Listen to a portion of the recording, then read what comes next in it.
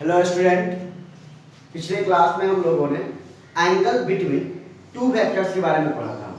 आज हम लोग कुछ इंपॉर्टेंट वेक्टर्स के बारे में पढ़ेंगे। कुछ छोटे छोटे पॉइंट्स हैं जिसके बारे में आज हम लोग जानकारी रखेंगे, जिसका यूज हम लोग को आगे बहुत ज़्यादा पड़ेगा।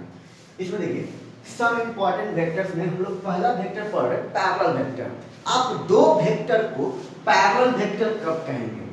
दो वेक्टर को पैरेलल वेक्टर तब कहेंगे जब दोनों वेक्टर का डायरेक्शन सेम हो। यदि दो वेक्टर का डायरेक्शन सेम होगा तो आप उन दोनों वेक्टर को एक दूसरे का पैरेलल वेक्टर कहेंगे। तो आप इस डायग्राम में देखिए कि हमने एक वेक्टर ए लिया और एक वेक्टर बी, और इन दोनों का जो एरो है वो सेम डायरेक्शन में है, तो हम कहेंगे कि वेक्टर ए जो है वो पैरेलल वेक्टर है किसका? वेक्टर बी का। ठीक, जब दो वेक्टर का डायरेक्शन सेम होगा, मैग्नीट्यूड कुछ भी हो, इसका लेंथ इसके लेंथ से कुछ भी वैल्यू हो, दोनों का लेंथ अलग अलग भी हो, लेकिन यदि दोनों का डायरेक्शन सेम है तब हम इन दोनों वेक्टर को पैरेलल वेक्टर कहेंगे। और पैरेलल वेक्टर के लिए हम लोग सिंबल ये यूज करते हैं, दोनों वेक्टर के बीच में जो दो वर्टिकल लाइन ड्रॉ करते हैं उस लाइन पर एरो सेम डायरेक्शन में दिखाते हैं। तब उस केस में दोनों वेक्टर के बीच एंगल का जो वैल्यू होगा वो कितना होगा? 0 डिग्री। तो आप याद रखिएगा कि जब दो वेक्टर के बीच का एंगल यदि 0 डिग्री है तो आप उन दोनों वेक्टर को कौन सा वेक्टर कहेंगे? Parallel vector. सेकंड है एंटी पैरेलल। एंटी का मतलब ये होता है अपोजिट। एंटी का मतलब अपोजिट, मतलब पैरेलल का अपोजिट। तो पैरेलल वेक्टर में दो वेक्टर का डायरेक्शन सेम होता था, लेकिन यहाँ पर दो वेक्टर का डायरेक्शन एक दूसरे के अपोजिट होगा। तो जब दो वेक्टर का डायरेक्शन एक दूसरे के अपोजिट होगा तब उस केस में इन दोनों वेक्टर को एंटी पैरेलल वेक्टर कहेंगे। यानी कि इस केस में वेक्टर ए जो होगा वो एंटी पैरेलल होगा। ये जो सिंबल आप देख रहे हैं ना, ये सिंबल एंटी पैरेलल के लिए यूज किया जाता है क्योंकि एक दूसरे के अपोजिट डायरेक्शन में है। तो वेक्टर ए एंटी पैरेलल है किसका? वेक्टर बी का। तो उस केस में इन दोनों वेक्टर के बीच कितना एंगल बनेगा? 180 डिग्री। यदि दो वेक्टर के बीच का एंगल 180 डिग्री है तो आप उन दोनों वेक्टर को एंटी पैरेलल कहेंगे। तो कंक्लूजन क्या निकलता है कि पैरेलल वेक्टर होने के लिए दो वेक्टर का डायरेक्शन सेम होना चाहिए, एंटी पैरेलल होने के लिए दोनों वेक्टर का डायरेक्शन अपोजिट होना चाहिए। इसको आप लिख लीजिए। अभी हम लोगों ने दो वेक्टर देखा, पैरेलल वेक्टर और एंटी पैरेलल वेक्टर। तीसरा है इक्वल वेक्टर। आप दो वेक्टर को इक्वल वेक्टर कब कहेंगे? तो आप इन दोनों वेक्टर को इक्वल वेक्टर तब कहेंगे जब दोनों वेक्टर सेम फिजिकल क्वांटिटी को रिप्रेजेंट कर रहा हो। मतलब कि अगर ये वेक्टर फोर्स वेक्टर है तो वेक्टर बी भी फोर्स वेक्टर होना चाहिए। वेक्टर ए यदि वेलोसिटी वेक्टर है तो वेक्टर बी भी वेलोसिटी वेक्टर होना चाहिए। ठीक, तो पहला कंसेप्ट कहता है कि भाई दो वेक्टर इक्वल वेक्टर तब कहे जाएंगे जब दोनों वेक्टर का दोनों वेक्टर सेम फिजिकल क्वांटिटी को रिप्रेजेंट कर रहा हो, दोनों वेक्टर का मैग्नीट्यूड सेम हो। मैग्नीट्यूड सेम मतलब दोनों का लेंथ सेम हो, है ना, और दोनों का डायरेक्शन सेम हो, मतलब कि दोनों वेक्टर पैरेलल वेक्टर हो। यानी कि दुनिया में जितने भी इक्वल वेक्टर्स हैं, एकदम दिमाग में बैठा लीजिए इस बात को, कि दुनिया में जितने भी इक्वल वेक्टर्स हैं वो सभी के सभी पैरेलल वेक्टर होंगे। कौन वेक्टर होंगे? Parallel vector. क्योंकि पैरेलल वेक्टर में भी डायरेक्शन क्या होता है? सेम। तो हम लोगों के पास यहाँ पर एक वेक्टर ए और एक वेक्टर बी। आप देखिए ये दोनों वेक्टर का जो एरो है वो सेम डायरेक्शन में है, दोनों वेक्टर का लेंथ भी इक्वल है। यदि दोनों वेक्टर सेम फिजिकल क्वांटिटी को रिप्रेजेंट करेगा तो इन दोनों वेक्टर को क्या कहेंगे? इक्वल वेक्टर कहेंगे। कहने का मतलब कि vector A equal to vector B if, कब तक? तो फर्स्ट कंडीशन क्या होना चाहिए? वेक्टर ए का मैग्नीट्यूड इक्वल होना चाहिए किसके? वेक्टर बी के। यानी कि जितना लेंथ वेक्टर ए का हो उतना ही लेंथ वेक्टर बी का हो। दूसरा कंडीशन क्या होना चाहिए कि वेक्टर ए पैरेलल वेक्टर होना चाहिए किसके? वेक्टर बी के। कहने का मतलब कि इन दोनों के बीच का मतलब कितना एंगल होना चाहिए? 0 डिग्री। यदि वेक्टर ए और वेक्टर बी के बीच का एंगल अगर 0 डिग्री है मतलब सेम डायरेक्शन है, ठीक, तो वो पैरेलल वेक्टर कहा जाता है। तो इक्वल वेक्टर होने के लिए पहला कंडीशन मैग्नीट्यूड इक्वल होना चाहिए, दूसरा कंडीशन दोनों वेक्टर सेम डायरेक्शन में होना चाहिए, और तीसरा कंडीशन कि vector A and vector B are similar type of vector. Similar type of vectors का मतलब क्या है?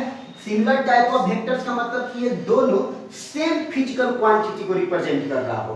मतलब वेक्टर ए भी वेलोसिटी वेक्टर है तो वेक्टर बी भी वेलोसिटी वेक्टर होना चाहिए। तो दो वेक्टर को आप इक्वल वेक्टर तभी कहेंगे जब उस वेक्टर में, उन दोनों वेक्टर में ये तीन कंडीशन सेटिस्फाइड होगा। ठीक है, जैसे एग्जांपल के लिए आप देख सकते हैं कि इफ v1 इक्वल टू अगर दिया हुआ है 2 मीटर पर सेकेंड ईस्ट एंड v2 बराबर यदि दिया हुआ है 2 मीटर पर सेकेंड ईस्ट, ये फर्स्ट एग्जांपल है। ठीक है, तो आप देखिए कि v1 वेलोसिटी वेक्टर को रिप्रेजेंट कर रहा है जिसका मैग्नीट्यूड 2 मीटर पर सेकेंड है, तो मैग्नीट्यूड दूसरे वेलोसिटी वेक्टर का भी कितना है? 2 मीटर पर सेकेंड। v1 का डायरेक्शन ईस्ट की तरफ है, v2 का भी डायरेक्शन क्या है? ईस्ट। तो आप क्या देख रहे हैं कि ये दोनों सेम फिजिकल क्वांटिटी को रिप्रेजेंट कर रहे हैं, दोनों का मैग्नीट्यूड भी सेम है, दोनों का डायरेक्शन भी सेम है। तो आप कह सकते हैं कि v1 वेलोसिटी वेक्टर इक्वल होगा किसके? v2 वेक्टर के। लेकिन अगर दूसरा एग्जांपल आप देखें, जैसे मान लीजिए कि इफ इक्वल टू दिया हुआ है, ठीक है, 5 न्यूटन नॉट, ठीक, और v बराबर दिया हुआ है 5 मीटर पर सेकेंड नॉट। आप ऑब्जर्व कीजिए ये फोर्स वेक्टर है जिसका मैग्नीट्यूड कितना है? 5 न्यूटन और डायरेक्शन किधर है? नॉर्थ। ये वेलोसिटी वेक्टर है, इसका मैग्नीट्यूड कितना है? 5 मीटर पर सेकेंड और डायरेक्शन किधर है? नॉर्थ। तो देखिए दोनों का न्यूमेरिकल वैल्यू सेम है, दोनों का डायरेक्शन सेम है, बट दोनों का यूनिट अलग अलग है, मतलब दोनों अलग अलग टाइप के फिजिकल क्वांटिटी को रिप्रेजेंट कर रहे हैं। तो क्या आप एफ वेक्टर को v वेक्टर के इक्वल कहेंगे? कभी नहीं कहेंगे। यानी कि वेलोसिटी वेक्टर फोर्स वेक्टर के कभी भी इक्वल वेक्टर नहीं कहा जाएगा। बात समझ में? यानी इक्वल वेक्टर होने के लिए सिर्फ न्यूमेरिकल वैल्यू ही इक्वल होना जरूरी नहीं है, या डायरेक्शन ही सेम होना जरूरी नहीं है, और क्या जरूरी है कि दोनों सेम फिजिकल क्वांटिटी को रिप्रेजेंट करें। ये हो गया आपका इक्वल वेक्टर का कांसेप्ट, इसको भी लिख लीजिए। अब देखिए फोर्थ कि आप किस वेक्टर को को इनिशियल वेक्टर कहिएगा। को इनिशियल का मतलब हो गया कि जितने भी वेक्टर्स हैं उन सब का इनिशियल पॉइंट सेम हो। ठीक, यदि एक ही इनिशियल पॉइंट या एक ही सबका जो टेल है एक ही पॉइंट पर मीट कर रहा हो और वहां से वो डिफरेंट डायरेक्शन में जाए तो उन सभी वेक्टर्स को आप को इनिशियल वेक्टर कहेंगे। Looks like this. जैसे सपोज कीजिए कि ये एक वेक्टर ए है, ठीक, ये आपका क्या है? Vector A. तो वेक्टर ए का ये टेल है, ये हेड है।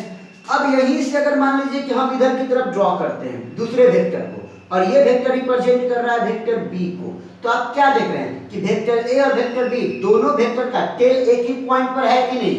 ठीक, और यहीं से अगर मान लीजिए हम ये वेक्टर ड्रॉ कर देते हैं सी, सपोज कीजिए ये वेक्टर है आपका सी वेक्टर। तो आप क्या देख रहे हैं कि वेक्टर ए, वेक्टर बी और वेक्टर सी, इन तीनों वेक्टर का इनिशियल पॉइंट यानी कि तीनों वेक्टर का टेल एक ही पॉइंट पर है कि नहीं? तो आप क्या कहेंगे कि वेक्टर ए, वेक्टर बी और वेक्टर सी कैसा वेक्टर है? को इनिशियल वेक्टर। तो आप किस वेक्टर को को इनिशियल वेक्टर्स कहेंगे? यदि दो या दो से ज्यादा वेक्टर का अगर स्टार्टिंग पॉइंट या टेल एक ही हो, कॉमन हो, तो हम सभी वेक्टर्स को क्या कहेंगे? को इनिशियल वेक्टर। तो इस डायग्राम में क्या लिखेंगे कि here vector A, vector B and vector C are coinitial vectors. तो याद रखिएगा को इनिशियल वेक्टर का मतलब सभी का इनिशियल पॉइंट सेम हो। अब आइए कोप्लेनर। कोप्लेनर क्या है? कोप्लेनर समझने से पहले आपको प्लेन के बारे में समझना पड़ेगा कि आप प्लेन किसको कहेंगे। तो जो ये बोर्ड है ये भी एक प्लेन है, आपके कॉपी का जो पेज है वो भी एक प्लेन है, लेकिन जो रूम है वो 3 डायमेंशनल बॉडी है, 3 डायमेंशनल स्पेस है। तो कहता है कि हम उस वेक्टर्स को कोप्लेनर वेक्टर्स कहेंगे यदि जितने भी वेक्टर्स हैं वो अगर एक ही प्लेन में लाई करें। यदि हम लोग का ये अगर बोर्ड है, इसी बोर्ड में अगर मान लीजिए कि ये लाई कर रहा है वेक्टर ए, ये लाई कर रहा है वेक्टर बी, और ये लाई कर रहा है आपका वेक्टर सी। यदि ये तीनों वेक्टर एक ही प्लेन में लाई कर रहा है, सपोज कीजिए ये प्लेन है, यदि तीनों वेक्टर एक ही प्लेन में लाई करेगा तो हम लोग क्या कहेंगे कि vector A, vector B and vector C are coplanar vector. तो आप कोप्लेनर वेक्टर तब कहेंगे जब सभी वेक्टर्स एक ही प्लेन में लाई करें। बात समझ में आ गया? एक ही प्लेन बोलने का मतलब 2 डायमेंशनल। कंफर्म? तो कहता है कि जब दो या दो से ज्यादा वेक्टर एक ही प्लेन में लाई करेगा तो उसको कहेंगे कोप्लेनर वेक्टर। या और जब बहुत सारे वेक्टर्स का इनिशियल पॉइंट यदि एक ही हो, सेम इनिशियल पॉइंट हो, तो उसको हम लोग कहेंगे को इनिशियल वेक्टर। अब हम लोग का है जीरो वेक्टर। आप किस वेक्टर को जीरो वेक्टर कहेंगे? तो इसका नाम से ही क्लियर है भाई, जिस वेक्टर का मैग्नीट्यूड, जिस वेक्टर का न्यूमेरिकल वैल्यू जीरो हो उस वेक्टर को जीरो वेक्टर कहेंगे। क्लियर हो गया? तो such vector having zero magnitude is called zero vector. Zero vector को हम लोग नल वेक्टर के नाम से भी जानते हैं। जीरो वेक्टर को नल वेक्टर भी कहते हैं। तो नल वेक्टर एक ऐसा वेक्टर जिसका लेंथ कितना होगा? जीरो होगा, उस टाइप के वेक्टर को जीरो वेक्टर कहेंगे या नल वेक्टर कहेंगे। जैसे देखिए जीरो वेक्टर का सबसे बड़ा प्रॉपर्टी क्या है कि यदि आप वेक्टर ए में ऐड या सब्सट्रैक्ट कर दें जीरो वेक्टर से तो रिजल्ट में कोई फर्क नहीं पड़ेगा, आपका रिजल्ट वेक्टर ए ही रह जाएगा। ठीक, लेकिन यदि किसी स्केलर को, के एक स्केलर है, यदि किसी स्केलर को जीरो वेक्टर से मल्टीप्लाई कर देते हैं तो आपको क्या मिलेगा? जीरो वेक्टर मिलेगा। क्लियर है ना? यदि आप किसी स्केलर को जीरो वेक्टर से मल्टीप्लाई कर देते हैं तो आपको क्या मिलेगा? जीरो वेक्टर ही मिलेगा। क्लियर है ना? अब तीसरा जो इंपॉर्टेंट बात बता रहे हैं ध्यान दीजिएगा, अभी हम लोगों ने पढ़ा था इक्वल वेक्टर। यदि वेक्टर ए इक्वल है वेक्टर बी के, देन तो ये वेक्टर बी जब इधर आएगा तो क्या हो जाएगा? Vector A minus vector B का वैल्यू किसके बराबर होगा? जीरो के, क्योंकि सेट तो कुछ भी नहीं बच जाएगा। तो ये जो आएगा उसको भी क्या कहेंगे? Zero vector. इसका मतलब कि दो वेक्टर यदि इक्वल वेक्टर होगा तो उन दोनों वेक्टर का सब्सट्रैक्शन किसके इक्वल होगा? जीरो वेक्टर के बराबर होगा। तो जीरो वेक्टर का प्रॉपर्टी है कि किसी भी वेक्टर के साथ जीरो वेक्टर को ऐड कर दीजिएगा तो रिजल्ट वही रह जाएगा। ठीक, किसी भी स्केलर को, यहां पर के क्या है? स्केलर।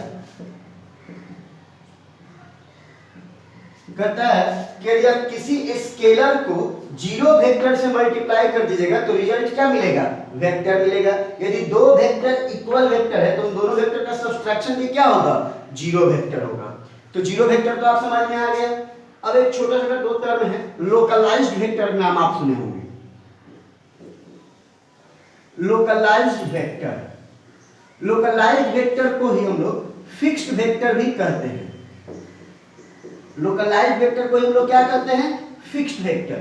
तो हम उस वेक्टर को लोकलाइज्ड वेक्टर कहेंगे जिसका इनिशियल पॉइंट फिक्स्ड हो, है ना? ए vector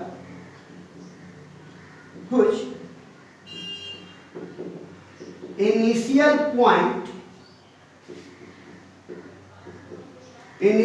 point is fixed, is called localized vector। localized vector कहने का मतलब कि यदि ये वेक्टर A है तो वेक्टर A का इनिशियल पॉइंट कौन है? ये ना इनिशियल पॉइंट, ये इनिशियल पॉइंट को हम लोग टेल कहते हैं। तो अगर ये इनिशियल पॉइंट कैसा है? फिक्स्ड है। ये इनिशियल पॉइंट कैसा है? फिक्स्ड है। तब हम इस वेक्टर को क्या कहेंगे? लोकलाइज्ड कहेंगे। क्या कहेंगे? लोकलाइज्ड कहेंगे। तो जिस वेक्टर का इनिशियल पॉइंट यानी कि टेल फिक्स्ड होगा उसको लोकलाइज्ड वेक्टर कहेंगे। लोकलाइज्ड वेक्टर को ही फिक्स्ड वेक्टर कहते हैं। और एक होता है non localised. Non localised vector, तो नॉन लोकलाइज्ड वेक्टर उसको कहते हैं जिसका इनिशियल पॉइंट फिक्स नहीं हो, यानी कि a vector whose initial point बोलने का मतलब वेक्टर का tail initial point is not fixed is called non-localized vector. non-localized vector, तो आप लोकलाइज्ड वेक्टर उसको कहेंगे जिसका इनिशियल पॉइंट फिक्स है, और नॉन लोकलाइज्ड उसको कहेंगे जिसका इनिशियल पॉइंट फिक्स नहीं है। ये आपका सम पॉइंट्स ऑफ वेक्टर्स हो गए, इसको लिख लिया जाए। फिर इसके बाद हम लोग थोड़ा सा मैथमेटिकल टर्म देखते हैं जो हमको आगे यूज करना है, इसको लिख लीजिए।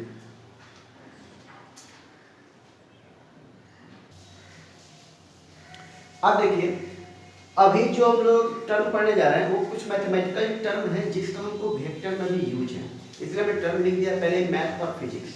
हम वो मैथ का टर्म पढ़ने जा रहे हैं, हमको अभी के फिजिक्स के लिए जरूरत है, और अभी फिजिक्स में हम लोग क्या पढ़ रहे हैं, वेक्टर पढ़ रहे हैं। आप देखिए ये एक ट्रायंगल है ए बी सी एक ट्रायंगल है। ये जो कैपिटल लेटर में लिखा हुआ है ना, capital A capital B capital C, ये एंगल को रिप्रेजेंट कर रहा है। मतलब ये जो ए है ये इस एंगल को रिप्रेजेंट कर रहा है, ये हो गया आपका एंगल ए। ये जो बी है ये बी एंगल को रिप्रेजेंट कर रहा है, ठीक। Capital A capital B angle को रिप्रेजेंट कर रहा है, और ये जो कैपिटल सी लिखा हुआ है ये इस एंगल को रिप्रेजेंट कर रहा है, ठीक।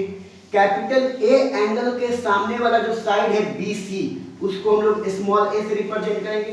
तो स्मॉल ए क्या है, साइड है। स्मॉल ए जो लिखा हुआ है वो क्या है, साइड। कहां से कहां तक, बी से लेके सी तक का लेंथ, क्लियर है ना। तो बीसी साइड का लेंथ कितना मान लिया मैंने, ए, जो कि एक मैग्नीट्यूड है। ये एंगल बी है, बी एंगल के सामने साइड क्या है, एसी। तो बी एंगल के सामने जो एसी साइड है उसका लेंथ हम मान लेंगे कितना, स्मॉल बी। तो ये जो स्मॉल बी है वो ए से लेके सी तक का लेंथ है, मतलब इस एसी साइड का लेंथ है, क्लियर। ये कैपिटल सी एंगल है, इसके सामने वाला साइड कौन है, ए बी। तो ए बी साइड का जो लेंथ है वो कितना होगा, स्मॉल सी। तो आपको यहाँ पर ये ध्यान देना है कि कैपिटल लेटर में लिखा हुआ है ए बी सी, एंगल को रिप्रेजेंट कर रहा है। स्मॉल लेटर में लिखा हुआ है ए बी सी, साइड को रिप्रेजेंट कर रहा है ना। ए स्मॉल बी स्मॉल सी साइड है। स्मॉल ए कहां से कहां तक का साइड है, बी सी का साइड है। स्मॉल बी ए सी का साइड है। Small C A C A B का साइड है। और कैपिटल ए बी और सी के द्वारा बना हुआ एंगल है। कैपिटल बी ए और सी के द्वारा बना हुआ एंगल है, ठीक। कैपिटल सी ए और बी के द्वारा बना हुआ एंगल है, क्लियर है ना। चलिए हम लोग पढ़ रहे हैं कोसाइन रूल। देखिए हमको दो रूल का यहाँ पर जरूरत है, इसलिए हम वो दो रूल यहाँ पर डिस्कस करेंगे। फर्स्ट है कोसाइन रूल। कोसाइन रूल किसको कहते हैं, कोसाइन रूल कैसे लिखते हैं। इस जो कोसाइन रूल हम लिखेंगे इसका प्रूफ आप ऑलरेडी मैथ में पढ़िएगा, प्रॉपर्टीज ऑफ ट्रायंगल में, है ना, ट्रिगोनोमेट्री में। अभी हम लोग सिर्फ इसलिए पढ़ रहे हैं कि हम इसको फिजिक्स में यूज कैसे करेंगे। देखिए कोसाइन रूल, कोसाइन का मतलब हो गया कि कॉस लगेगा। हमको लिखना है कोसाइन रूल में पहला फॉर्मूला कॉस ए का।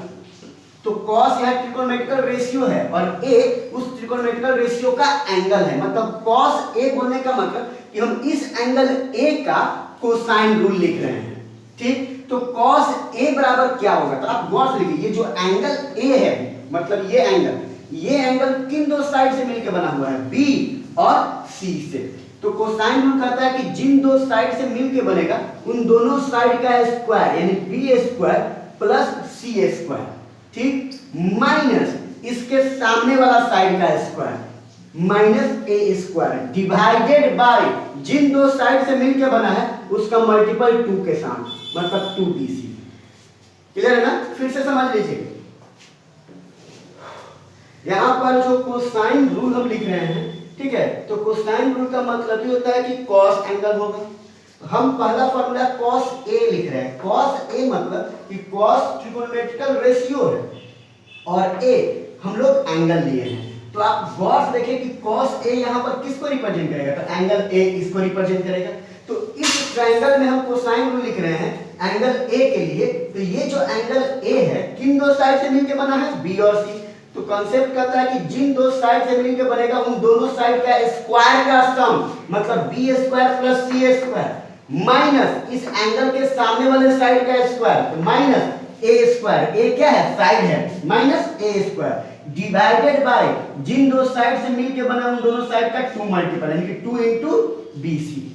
इसी कॉन्सेप्ट के बेसिस पर यदि हम लोग cos b बराबर लिखें, अब देखिए अगर यहां पर लिखते हैं, यहां पर लिख सकते हैं हम लोग cos b। अब देखिए तो यहां पर एंगल b, ये एंगल b किन दो साइड से मिलके बना हुआ है, तो एंगल b आपका a और c साइड से मिला हुआ है। तो cos b बराबर आप क्या लिखेंगे, a square plus C square minus b के सामने वाला साइड स्मॉल b है, minus B square divided by 2ac, just like to this. उसी प्रकार cos c का यदि आपको वैल्यू लिखना है cos c, तो आप गौर से देखिए कि cos c में जो c एंगल है वो किन दो साइड से मिलकर बना हुआ है, तो खुद बताइए cos c का वैल्यू आप क्या लिखेंगे, चलिए आप बताइए क्या होगा जी cos c का वैल्यू, a स्क्वायर, ठीक, प्लस बी स्क्वायर। क्यों इन्होंने बनाया a square plus B square, क्योंकि ये दो एंगल जो है c वो किन दो साइड से मिलकर बना हुआ है, a और b से, a और b से, और इसका सामने वाला साइड क्या है, c। तो क्या हो जाएगा a square plus B square minus C square divided by 2ab। तो आप कोसाइन रूल लिखना सीख गए। कोसाइन रूल क्या देखे भाई, जिसमें जो capital A, capital B, capital C angle को रिप्रेजेंट कर रहा है और स्मॉल लेटर में लिखा हुआ जो है वो साइड को रिप्रेजेंट कर रहा है।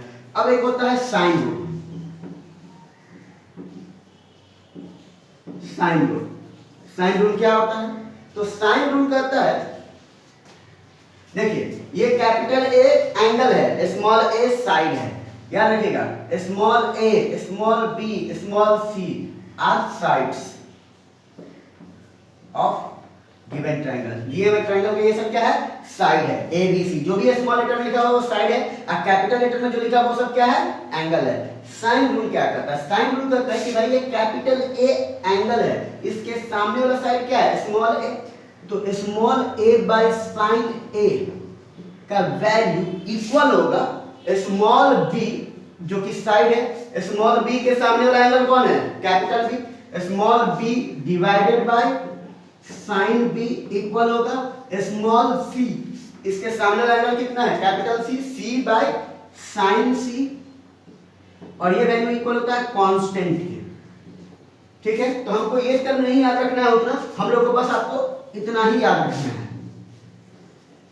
कि साइन रूल कहता है side by sine of the angle, corresponding sine of the angle का रेशियो, ठीक है, इक्वल होता है a by small a by sine a बराबर होगा small b by sine b बराबर होगा small c by sine c के। ठीक, दो तीन टर्म और है जो आप याद रखेंगे, है ना।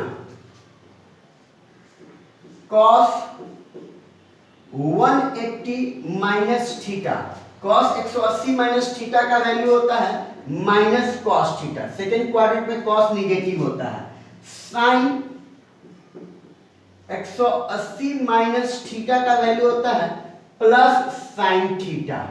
ठीक, cos 180 डिग्री का वैल्यू होता है -1, जबकि sin 180 डिग्री का वैल्यू होता है 0।